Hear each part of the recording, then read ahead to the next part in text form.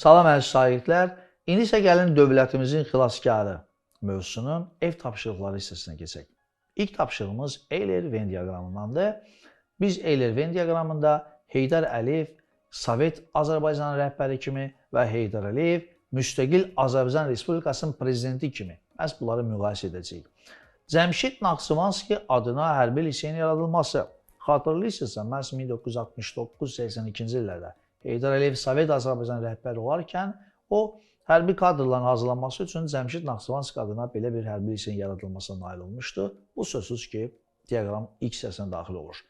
Baykal-Amur magistralı BAM, o dəmir yolu xatırlayırsınız, o da Sovet dövründə idi. Naxçıvan Muxtar Respublikasının Ali Məclisinin rəhbəri seçilməsi. Yəni, xatırlayırsınızsa Heydər Əliyev 1993-cü ildə Azərbaycan Respublikasının prezidenti vəzifəsi tutana qədər o Naxçıvanda idi. Yəni, hələ onda prezident seçilməmişdi. Ona görə onun prezidentlik dövrünə düşməyəcək. Bu yanlış məlumatdır. Diaqrama uyğun deyil, yəni. Bu mənada işğalçı Ermənistanla atəşkəs sazişi imzalanması. Bəli, Heydər Əliyevin Sovet Azərbaycanda hakimiyyəti dövründə deməli, Azərbaycan rəhbəri olan müddətdə belə bir münaqişə olmamışdı ümumiyyətlə. Sözsüz ki, bu onun prezidentlik dövrünə təsadüf edir. Məhz sizlə də qeyd etmişdik. Dövlətimizi möhkəmləndirmək üçün belə bir atəşkəsin bağlanmasına məcbur idik. Dünyanın böyük şirkətləri ilə əsrin müqaviləsi adlanan neft sazişinin imzalanması. Sözsüz 1994-cü ildə müstəqil Azərbaycanın ən böyük layihələrindən biri idi, bilirsiniz. O da məhz prezidentlik dövrünə təsadüf edir. Bakıda Dünya Azərbaycanlıların birinci qurultayı 2001-ci ildən keçirilir. Heydər Əliyevin məsələ fəaliyyəti çərçivəsində olub bu da. Mədəniyyət, təhsil, ədəbiyyat, incəsənət sahələrinin diqqət mərkəzində olması. Ümumiyyətlə, Heydər Əliyevin fəaliyyətinin əsas diqqət sahələrdir bunlar. Bu istər Heydər Əliyevin Sovet Azərbaycan dönəmi olsun, istər Naxçıvan Muxtar Respublikasındakı rəhbəri dövründə olsun, istər Azərbaycan Respublikasının prezidentlik dövründə olsun. Yəni, bu oxşar cəhətdir. Yüzlərlə gəncin SSR-nin ən yaxşı ali məktəbinə göndərilməsi. Bu da diqqətli olun, elə burada yazıb SSR-nin, yəni bu Sovet dövrünə təsadüf edəcək. Yəni, halbuki Azərbaycan Respublikasının prezidentlik dövründə də yüzlərlə azərbaycanlılar bu dəfə SSR-in deyil, təbii ki, dünyanın müxtəlif ən tanınmış universitetlərinə belə yollanmışdır. Bu işdən o həmişə məşğul olub. Burada isə təbii ki, SSR olduğu üçün birinci diaqram ilk hissəsinə daxil olur. Və iqtisadiyyatın sürətlə inkişaf etməsi, bu da Heydər Əliyevin əsas fəaliyyət çərçivəsində idi. İstər Sovet dövrü olsun, istər prezidentlik dövrü olsun. İkinci tapşırığımıza baxaq. Deməli, şəkillər əsasında Heydər Əliyevin siyasi fəaliyyətini sxemə uyğun yerləşdirin. Baxın, burada biraz diqqətli olmağa çalışacağıq sizdən. Baxın, ilk şəkilə. İlk şəkildə Heydər Əliyev əlində silah, əskərdən yan-yana. Orada isə Sovet dövrü var, hərbi sahə var, beynəlxalq əlaqələr var. Aydın məsələdir ki, elə silaha görə biz dərhal biləcəyik ki, bu hərbi sahədir. Sözsüz ki, biz dərhal elə gəlin digər hərbi də seçək. Aşağıda bir şəkildə fikir verirsinizsə, bax burada da Heydər Əliyev əlində silahla səngəldədir. Ümumiyyətlə, Heydər Əliyev prezidentlik dövründə, prezidentin ilk vaxtları 1-ci Qarabağ müharibəsinə təsadüf edir. O, həmişə hərbi silahın yanında olub, müharibə bölgəsinə yollanar, səngərlərə kimi daxil olar, əskərlərə ruh yüksəliyi yaradır. Bu da gəlir hərbi sahəyə düşür. İndi isə gəlin, bu da beynəlxalq əlaqələri seçək. Sovet dövrünü tapmaq asan da olacaq o zaman bizə. Şəkillərdən fikir verirsinizsə, şəkillərdən birində, bax elə, aşağıda Heydər Əliyev, yəni Azərbaycan üçrəngli bayrağıdır, yanında əyləşib. Digər tərəfdə Amerika Birləşmiş Ştatlarının bayrağı var. O vaxtki Amerika Birləşmiş Ştatları prezidentidir. Təbii ki, bu xarici siyasətdir, beynəlxalq əlaqələrdir.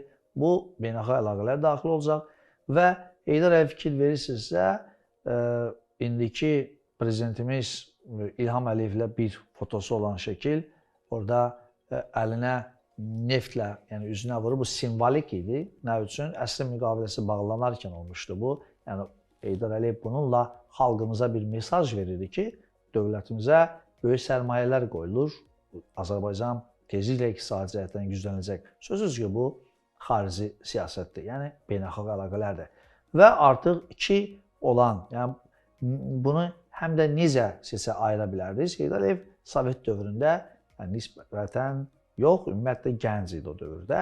Yəni, onun gənclik şəkilləridir. Orada yaxasındakı ulduzdan da bilmək olar, Sovet dövlətinin simvolikasından, Sovet dövlətin rəhbərlərindən biri olmuşdu axı Heydər Əliyev 1969-82-ci illərdə. Belə ki, bu tapşırığın da öhdəsindən sizinlə gəlmiş olduq. Və son tapşırığımız uyğunluğu müəyyən edin. Burada baxaq, çox maraqlı bir tapşırıqdır, diqqətli olaq.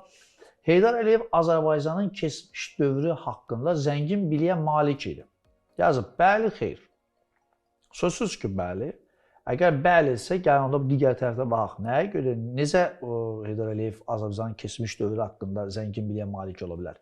Bax, fikir verin ifadələrin birində. Çünki o vaxt, deməli, o Bakı Dövlət Universitetinin Tarix Fakültəsini bitirmişdi. Sözsüz.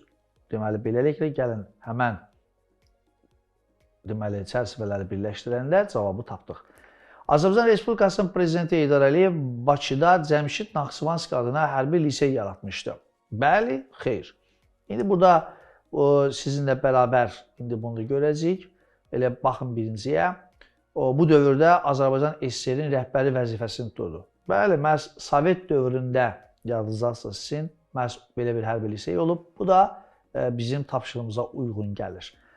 Heydər Əliyevin dövründə 1-ci Qarabağ müharibəsi başa çatdı. Bu, təbii ki, məhz atəşkəs imzalayan Heydər Əliyev olmuşdu. Bəs nə üçün başa çatdı? Baxaq, çünki Azərbaycan ordusunu gücləndirmək və daxili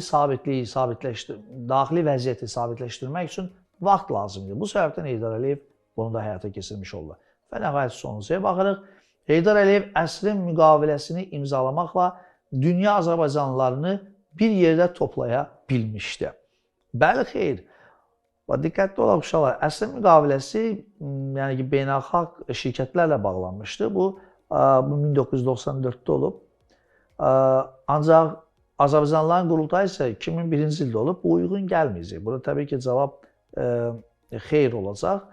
Və nə üçün xeyr olacağın cavabını da burada görürük sizə. Bir dənə sxemdə yer qalıb. Çünki bu neft sənayesində imzalanmış ən böyük sazişi. Bəli, əsrin müqaviləsi neft sazişi idi. Bu, Azərbaycanlıları bir araya gətirmək üçün toplantı deyildi. Əziz şagirdlər, bugünkü dərsimiz haqqında verilən tapşırıqları da ümid edirəm ki, birlikdə həll etməyə çalışdıq və siz də ən azından mövzunu mənimsəmək üçün müəyyən köməklərdən istifadə etdiniz. Portaldan geniş şəkildə istifadə etməyə çalışın, bizim konspektlərə də baxın, digər mövzularımıza da, dərslərimizə də baxın və mövzunu daha yaxşı öyrənin. Növbəti dərslərimizə görüşənədək sağ olun.